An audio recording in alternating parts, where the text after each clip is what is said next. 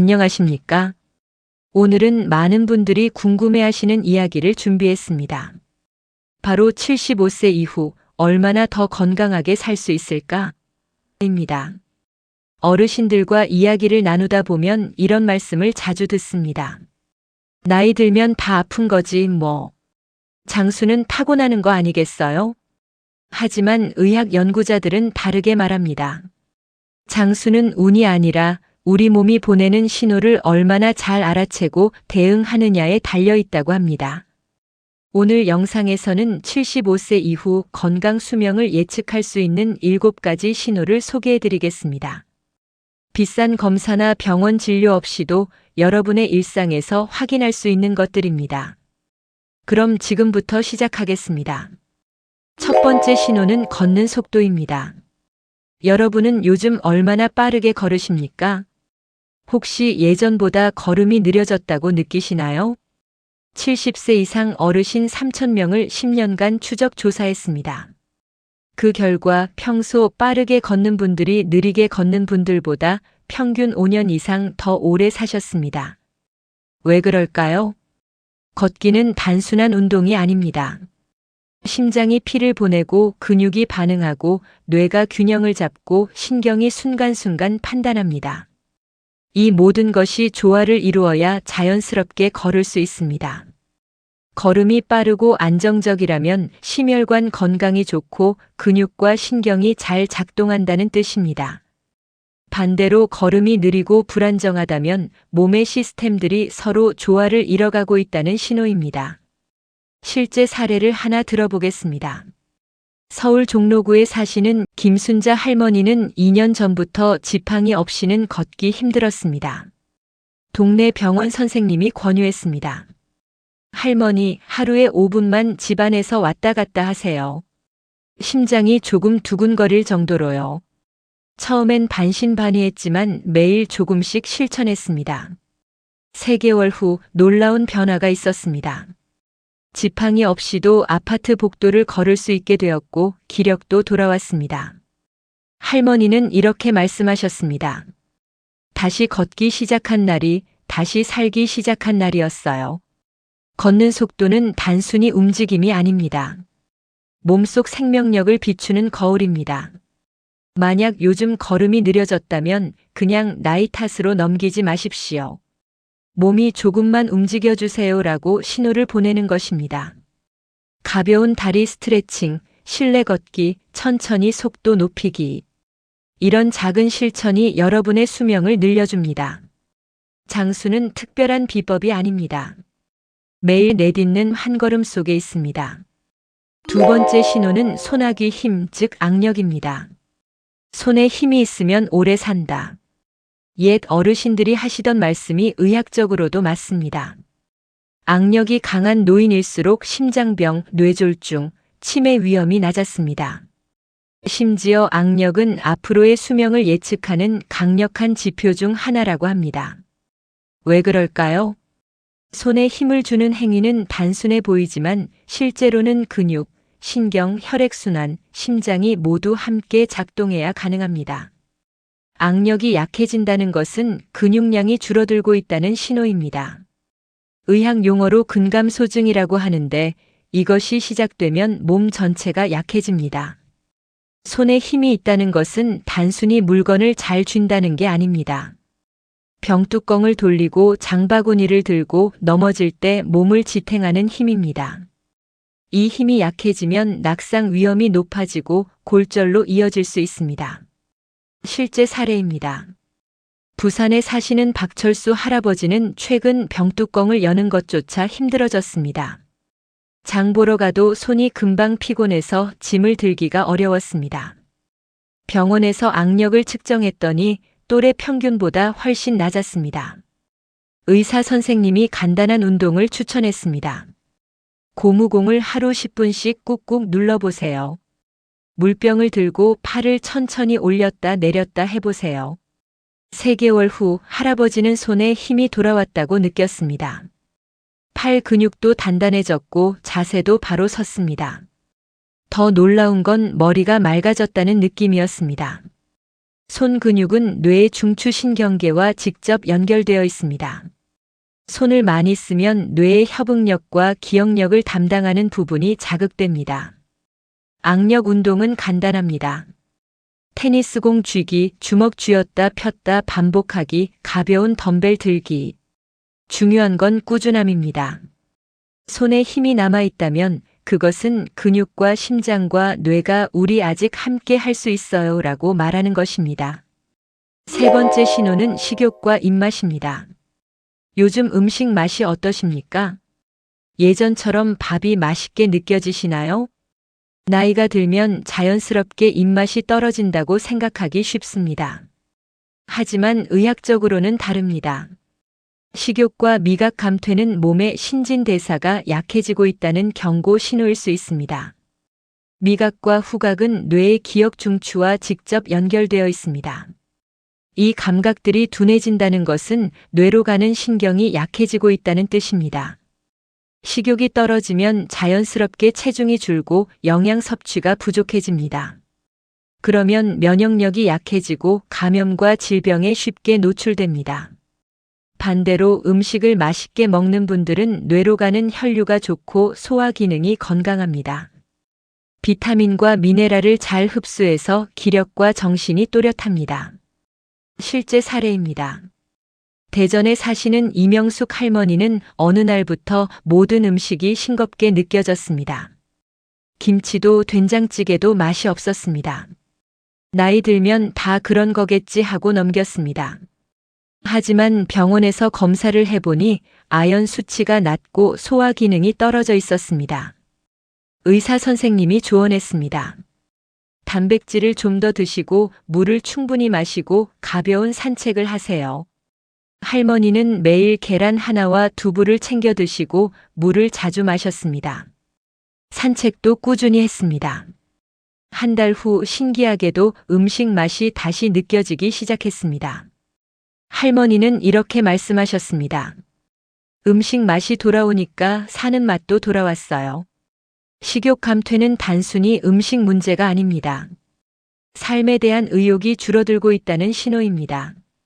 천천히 씹어 먹고 향신료와 자연 양념을 활용하고 가족과 함께 식사하세요. 함께 먹는 즐거움은 뇌에서 행복 호르몬을 분비시켜 우울증과 기억력 감퇴를 막아줍니다. 음식을 맛있게 먹는 것, 그것도 장수의 신호입니다. 네 번째 신호는 수면의 질입니다. 여러분은 밤에 잘 주무시나요? 아침에 일어났을 때 개운하십니까? 75세 이후 수면의 질은 단순히 피로 회복 차원이 아닙니다. 몸이 스스로를 치유하고 재생하는 능력을 보여주는 지표입니다. 깊은 수면 중에는 성장 호르몬이 분비되어 근육을 회복시키고 뇌에서 독소를 씻어냅니다. 특히 글림프계 청소라는 과정에서 치매와 알츠하이머를 유발하는 단백질이 제거됩니다. 잠을 잘 자는 노인은 정신이 또렷하고 면역력이 강하며 기분도 안정적입니다. 하지만 자주 깨고 뒤척이고 수면제에 의존한다면 몸이 밤마다 회복 사이클을 잃어가고 있다는 뜻입니다. 수면 부족은 혈압을 높이고 신진대사를 느리게 하며 기억력 문제를 일으킵니다. 실제 사례입니다. 광주에 사시는 최영호 할아버지는 매일 밤 이 시간마다 깼습니다. 늙으면 다 잠이 없어지는 거지하고 체념했습니다. 하지만 주치의 선생님이 간단한 습관 변화를 권유했습니다. 커피는 오전에만 마시기, 아침에 햇볕 쬐며 산책하기, 매일 같은 시간에 잠자리 들기. 할아버지는 반신반의하며 실천했습니다. 2개월 후 놀라운 변화가 있었습니다. 밤에 깊이 잠들고 아침에 개운하게 일어났습니다. 할아버지는 이렇게 말씀하셨습니다. 몸이 다시 회복되는 느낌이에요. 실제로 혈액 검사 수치도 좋아졌습니다. 좋은 수면은 단순히 기분을 좋게 하는 게 아닙니다. 수명을 연장시킵니다. 잠자는 동안 세포가 재생되고 뇌가 기억을 정리하고 호르몬이 균형을 잡습니다. 하루 7-8시간 깊게 주무시는 분들은 만성 질환과 조기 사망 위험이 현저히 낮습니다. 만약 자고 나서도 피곤하다면 수면 습관을 점검해 보십시오. 자기 전 스마트폰 끄기, 방 어둡고 시원하게 하기, 규칙적인 취침 시간 지키기. 이런 작은 변화가 몸에게 이제 쉬고 회복할 시간이야 라고 신호를 보냅니다. 깊이 잠들고 꿈꾸고 상쾌하게 일어나는 것. 그것이 몸과 수명이 아직 조화를 이루고 있다는 가장 명확한 신호입니다.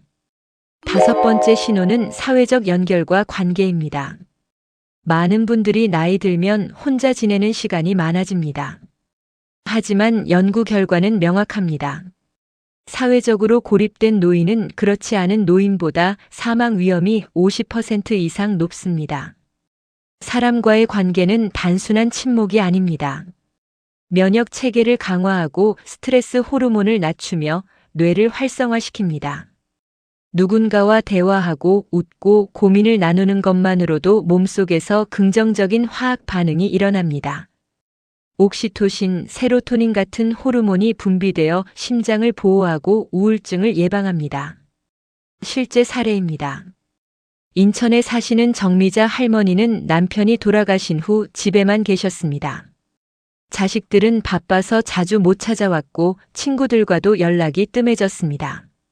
몇 달 지나니 기력이 떨어지고 밥맛도 없고 자꾸 아팠습니다. 병원에 가도 특별한 병은 없다고 했습니다. 어느 날 딸이 제안했습니다. 엄마, 동네 경로당 가보시는 게 어때요? 처음엔 망설였지만 용기 내서 나가봤습니다. 거기서 옛 친구도 만나고 새로운 사람들도 알게 되었습니다. 함께 식사하고 웃고 노래도 불렀습니다. 2달 후 할머니는 완전히 달라져 있었습니다. 기력이 돌아왔고 얼굴에 생기가 돌았습니다. 할머니는 이렇게 말씀하셨습니다. 사람이 사람 만나야 사람이구나. 고립은 몸을 서서히 약하게 만듭니다. 하지만 연결은 생명력을 불어넣습니다. 전화 한 통, 경로당 방문, 자원봉사, 종교 모임. 무엇이든 좋습니다. 사람과 연결되어 있다는 느낌이 심장을 뛰게 하고 뇌를 깨어있게 합니다. 혼자가 아니라는 것, 그것이 장수의 중요한 신호입니다. 6번째 신호는 스트레스 관리와 감정 조절입니다. 요즘 마음이 편안하십니까? 작은 일에도 자주 화가 나거나 불안하거나 슬프지는 않으신가요? 나이가 들수록 스트레스를 어떻게 다루느냐가 건강과 수명을 크게 좌우합니다. 만성 스트레스는 코르티솔이라는 호르몬을 지속적으로 분비시킵니다. 이 호르몬이 많아지면 혈압이 올라가고 혈당이 높아지고 면역력이 약해집니다. 결국 심장병, 당뇨, 치매 위험이 커집니다. 반대로 감정을 잘 조절하고 마음이 평온한 분들은 스트레스 호르몬이 낮고 염증 수치도 낮습니다. 몸이 스스로를 보호하는 능력이 유지되는 것입니다. 실제 사례입니다. 제주에 사시는 강태수 할아버지는 평생 화를 잘 내셨습니다.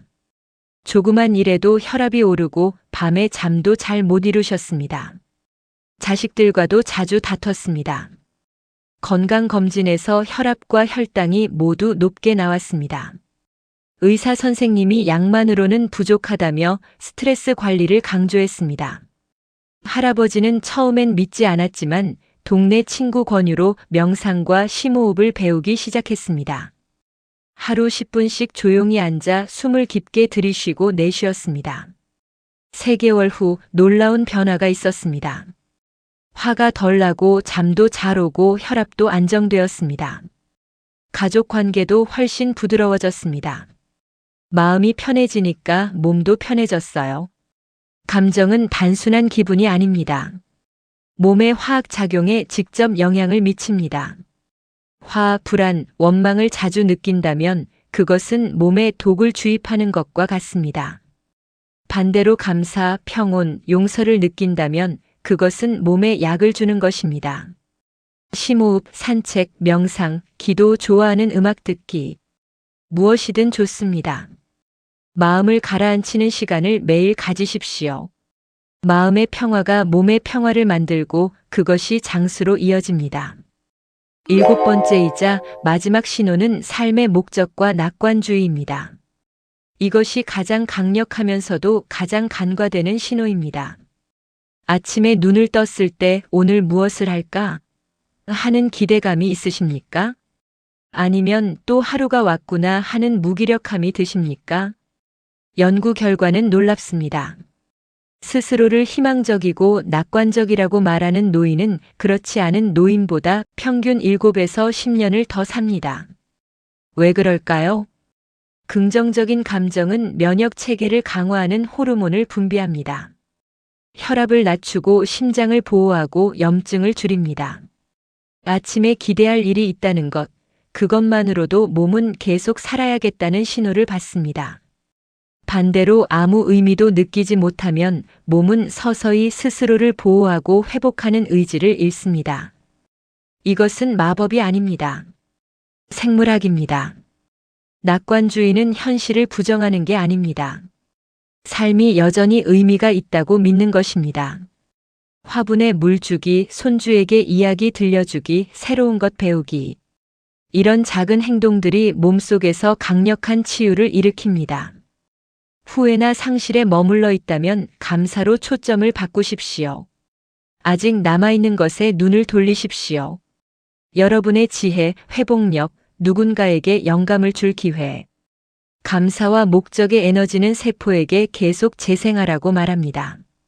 석양을 보며 기쁨을 느끼거나 옛 추억에 웃거나 누군가를 도우며 보람을 느낀다면 그것은 단순한 행복이 아닙니다.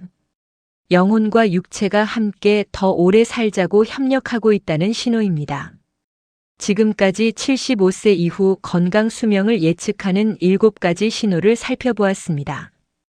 걷는 속도, 심장, 근육, 뇌의 조화, 소나기 힘, 전신 건강의 반영, 식욕과 입맛, 신진대사와 생명력, 수면의 질 회복과 재생의 시간, 사회적 연결, 고립이 아닌 관계, 스트레스 관리, 감정이 곧 건강, 삶의 목적과 낙관주의 살아갈 이유. 이 중 몇 가지가 여러분 안에 살아있나요? 그리고 어떤 것이 약해져 있나요? 장수는 운이 아닙니다. 인식과 선택입니다. 매일 내딛는 걸음, 매일 내리는 선택이 생명력을 키우거나 소진시킵니다. 기억하십시오. 몸은 끊임없이 신호를 보냅니다. 몸은 여러분의 적이 아니라 동반자입니다. 활기차게 걷고 깊이 잠들고 맛있게 먹고 목적을 가지고 사는 것. 이 모든 것이 함께 작용해 여러분을 강하게 만듭니다. 75세든 80세든 그 이상이든 이 신호들은 여러분 안의 생명력을 키우기에 결코 늦지 않았음을 말해줍니다. 오늘 영상이 도움이 되셨다면 오늘 배운 것 중 하나를 어떻게 실천하실 건지 나눠주십시오. 여러분의 이야기가 저희에게 큰 힘이 됩니다. 구독과 좋아요도 부탁드립니다. 여러분의 응원이 더 좋은 콘텐츠를 만드는 힘이 됩니다. 지금까지 함께 해주셔서 감사합니다. 다음 영상에서 또 뵙겠습니다. 건강하십시오.